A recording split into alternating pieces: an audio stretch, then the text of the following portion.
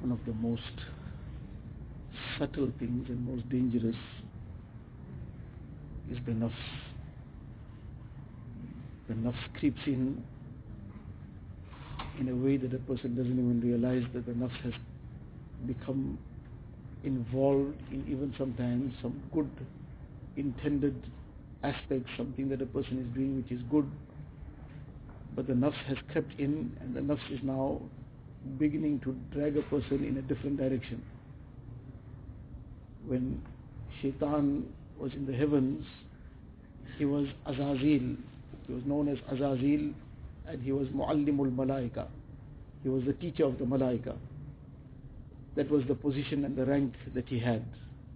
And at that time, there was still no Iblis, because he himself was in the heavens. He himself was in a righteous condition. There was no Shaytan and Iblis at that time. But he became misled by his nafs.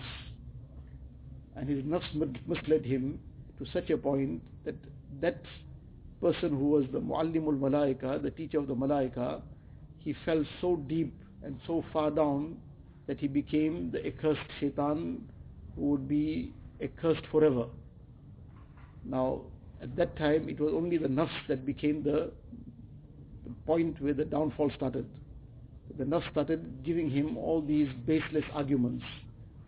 That Allah Ta'ala's command was on one side, he decided to counter the command of Allah Ta'ala with his logic.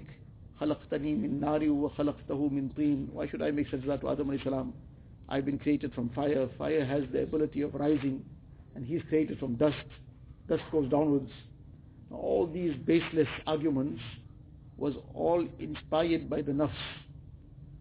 So the nafs is very subtle, and it will make a person feel that what I'm doing is not just right, it's very good. And now he's, for example, getting into an argument with somebody. This is an important deeni matter that needs to be discussed. So now that argument, Shaitan wants that to continue, because that will become a means of so many other issues. It will become a great distraction from a person's purpose and his object, that what he's supposed to be spending his time in. It will start getting him into a situation where he will cross the line very easily in what he says, just because he wants to score a point, just because he wants to say something. So now in order to say something, he must just say anything. Whether he is sure about what he's saying or not, true, doesn't matter. And so that an argument ensues. Now, just like Shaitan, how that argument he started putting forward in the face of the commands of Allah Ta'ala, which was all inspired by the nafs. So likewise, the same thing then carries on. So these are things very, very subtle, very, very dangerous, and this is all inspired by the nafs. So a person has to be very cautious in this regard, and if he doesn't have somebody who he is referring to guide him, he can very easily go far away off the track thinking he's doing right. Like Shaitan, he thought he was doing something great, he was presenting some very solid arguments, but those arguments were totally baseless and futile, but he was very happy about himself. But the end result, he got totally accursed. So we have to be very guarded about this, and the only way that this is achieved is in the direction and guidance of somebody who will be able to guide us through the pitfalls, what has become nafs and what is genuinely sincere. A very fine line. Person sometimes thinks he's doing something sincerely, but the nafs has crept in.